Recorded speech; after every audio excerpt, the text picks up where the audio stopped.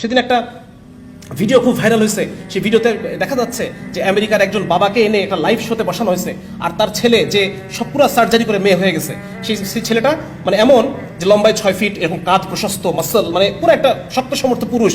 সে মেয়েদের পোশাক পরে, সে মেয়েদের মতো বড় চুল নিয়ে এসে বাবার সামনে চেয়ারে বসলো। সেই ছেলেটাকে দেখে বাবা হু হু করে কান্না করতেছে যে আমার সন্তান এরকম হয়ে গেল, আমি বাবা হিসেবে ব্যর্থ যে আমি আমার সন্তানের কাছে আইডল হতে পারলাম না। আজকে এইভাবে কান্না করার জন্য আপনারা প্রত্যেকে প্রস্তুত হন। আজকে এই ভিডিও যে যেখান থেকে দেখতেছেন, যার বাসায় সন্তান আছে, আমার একটা ছোট্ট বাচ্চা আছে 7 বছর 4 বছর, আমি জানি না আমি তাদেরকে কোন দুনিয়ায় রেখে যাচ্ছি।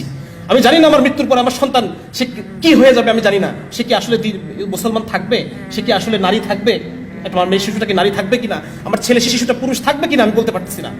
তো আজকে এক অসহায় বাবা হিসেবে আপনাদের সামনে আমি আসছি, এবং আপনারা প্রত্যেকে যার যার জায়গা থেকে আওয়াজ তুলেন, যার যার জায়গা থেকে এটা নিয়ে আপনারা আলোচনা করেন, যাতে করে এই জিনিসটা এখানেই যেন এই জিনিসটা থেমে যায়। এই সমস্ত যারা এনজিও, যারা অপকর্ম করতেছে, যারা আমাদের সন্তানদেরকে আমাদের কাছ থেকে ছিনিয়ে নেওয়ার চেষ্টা করতেছে, আমাদের পরিবারগুলোকে ভেঙে ফেলার জন্য তারা যত ধরনের প্রচেষ্টা সবকিছু তারা করতেছে, হ্যাঁ, তারা যেন নিবৃত হয়, তারা যেন নিরস্ত হয়। এই জন্য আমাদের সবাইকে ঐক্যবদ্ধভাবে কাজ করতে হবে।